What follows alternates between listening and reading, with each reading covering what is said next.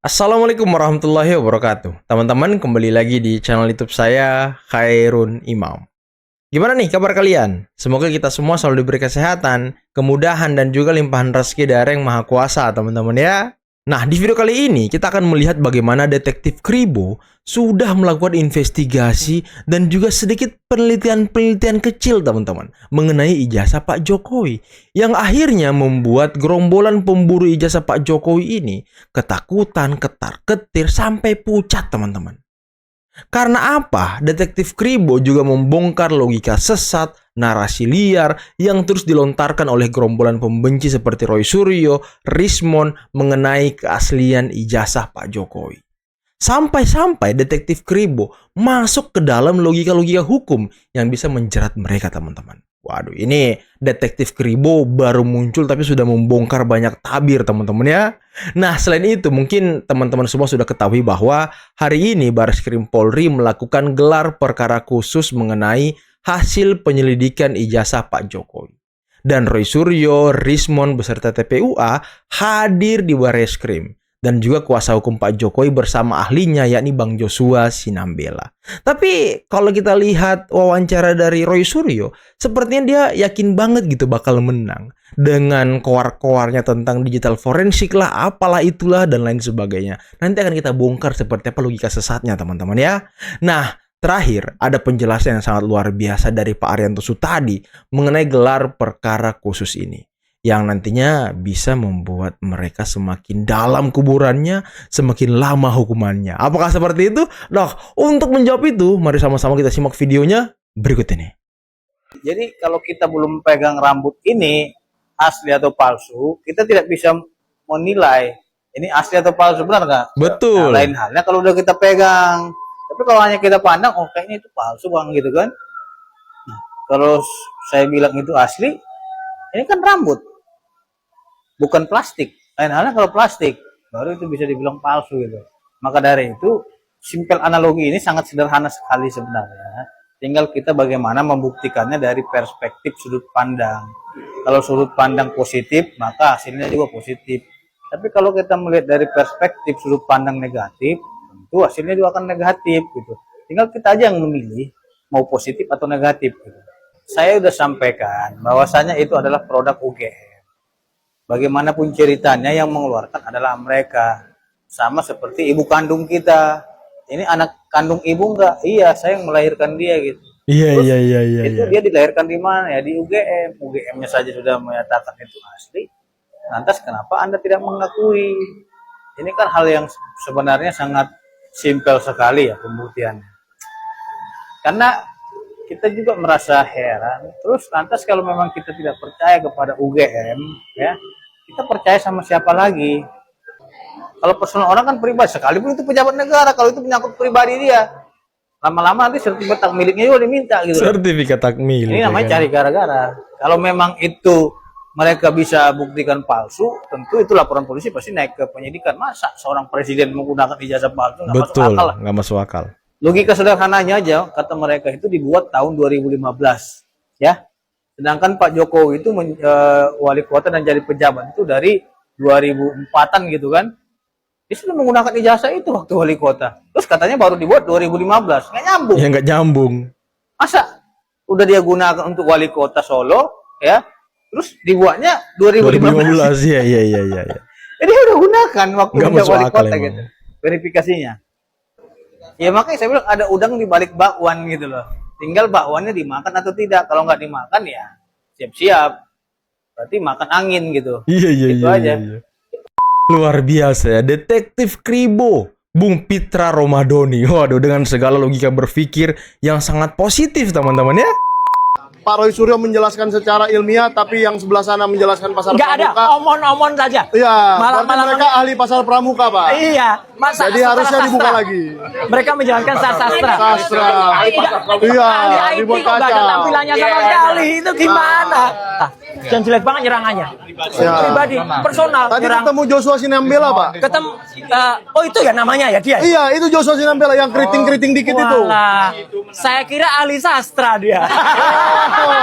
Dia tidak menunjukkan digital forensik, Pak. Sama sekali tidak. Oh, Sama sekali katanya tidak. dia ketua Asosiasi Digital Forensik se-Indonesia. Gimana sih?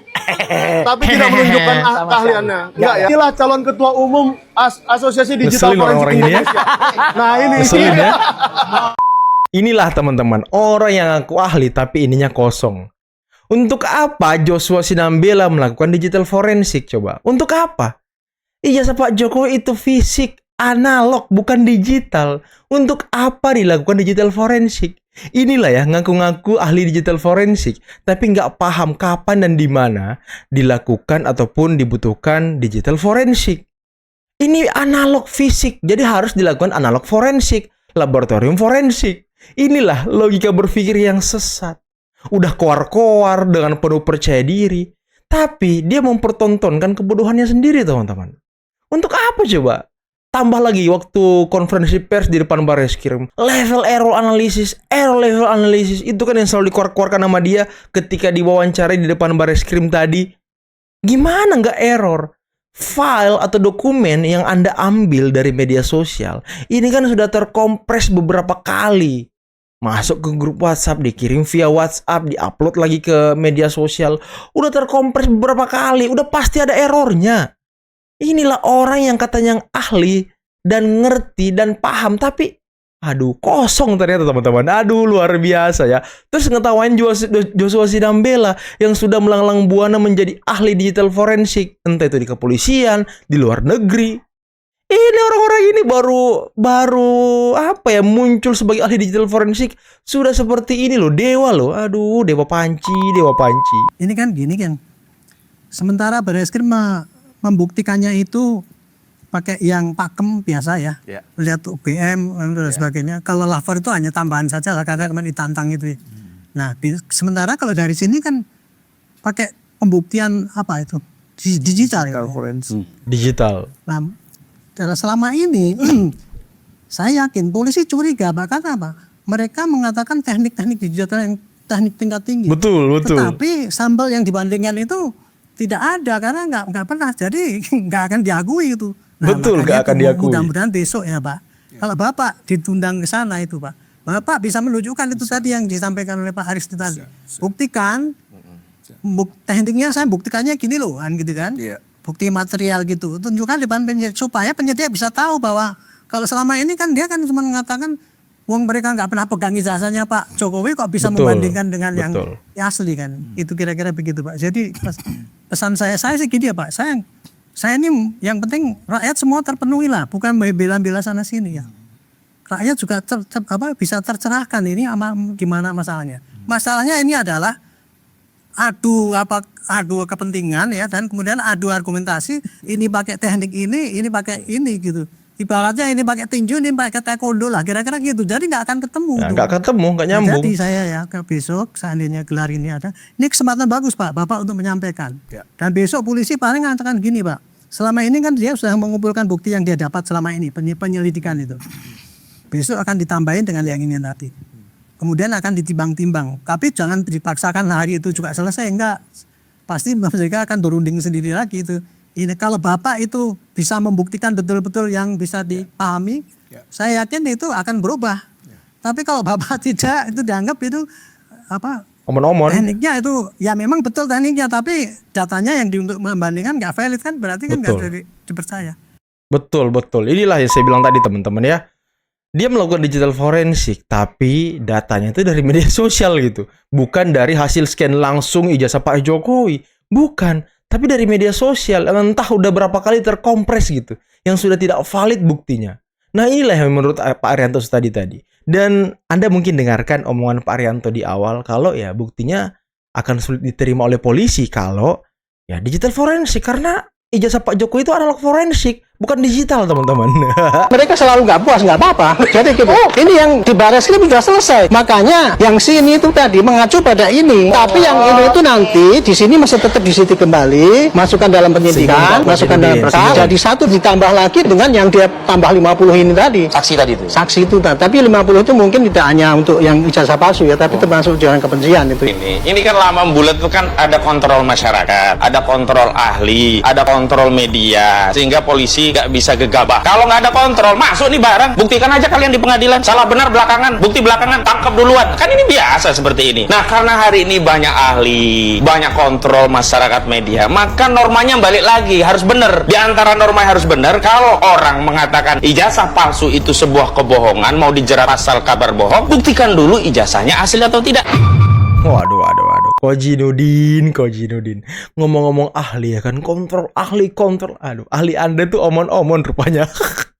Jadi bahan lelucon aja itu ahli Anda itu. Aduh, ngaku-ngaku ahli digital forensik tapi aduh, udahlah. Kenapa kamu ngumpet-ngumpet? Ngapa udah jual negara? Detik-detik Fritz Alorboy digeruduk emak-emak saat menghadiri gelar sidang perkara dugaan ijazah palsu Jokowi. Waduh. Ngapain dipakein topi, pakai masker? Udah jadi komisaris, Bang. Udah jadi komisaris. Udah jadi komisaris katanya ya kan. Ngapain ditutup-tutup? Udah jadi komisaris. Makanya jangan suka kayak gitu. Jangan jadi pengkhianat. Pengkhianat.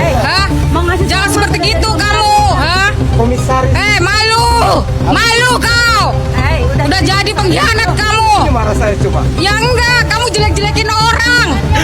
Puas. Ini ibu-ibu ini ya, emak-emak ompong ini kalau kata Firdaus Oiwobo. Ini dulu kan berjuang bersama Fritz Alorboy ketika Pilpres 2024 kemarin, teman-teman. Cuma kan Fritz Alorboy sekarang mendukung Pak Jokowi dan juga Prabowo Gibran. Makanya sekarang dilabrak dia loh, katanya udah jadi komisaris belum. Kamu. Lucu banget. Puas kau. Aduh, kasihan Fritz Alorboy. Iya. Malu kan akhirnya kan? Gak bebas kan? Gak tenang kan hidup kau? Kau jual nama-nama orang. Kau jelek-jelekan nama-nama orang. Puas kan lo? Ngumpet kan? Ngumpet kan? Ngumpet kan lo? Ngumpet kan? Malu kan lo? Aduh, Bung Fritz. Harusnya tinggalkan aja emak-emak itu. Tadi kan Bang Irjen ada juga di situ tuh, mau satu tuh. Langsung pergi dia kan, nggak usah diladeni emang. Cari aman. Kalau diladeni bakal panjang urusan. Tahu sendiri kan emak-emak penguasa bumi seperti apa. Nah inilah orang-orang yang juga berjuang bersama dengan Fritz Alorboy di tahun 2024. Bersama dengan emak-emak ini, bersama dengan TPUA. Dan juga kelompok-kelompok purnawirawan mendukung Anies. Dan ketika Anies kalah, Pilpres selesai, Fritz memilih untuk ke jalan yang benar, mendukung Pak Prabowo Gibran dan juga Pak Jokowi. Tapi mereka nggak terima loh, neriakin Fritz pengkhianat lah, komisaris lah, apalah. Padahal ya, mereka ini, orang-orang ini, emak-emak ini juga yang mendukung Pak Prabowo di tahun 2019 kemarin ketika Pilpres berhadapan dengan Pak Jokowi. Dan di situ terjadi pembelahan yang sangat tajam di tengah-tengah masyarakat.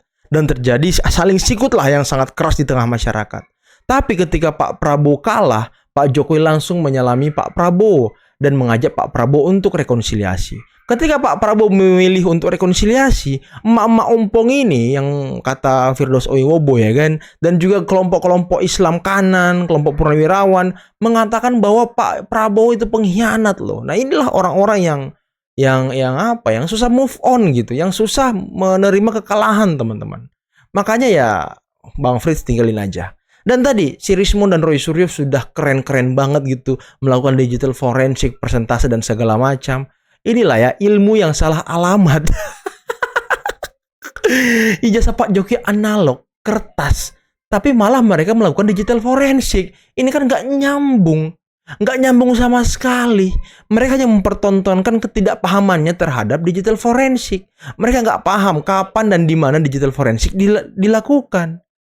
Dan ini kan yang selama ini dipercaya oleh masyarakat. Masyarakat sudah tercuci otaknya, masyarakat sudah dipengaruhi oleh orang-orang ini. Ternyata, aduh, lucu teman-teman ya. Ini orang-orang ini hanya lucu-lucuan aja gitu melakukan penelitian digital forensik. Error level analisis lah, apalah itulah. Gimana coba? Aduh, dengar sendiri kan kata Pak Arianto tadi.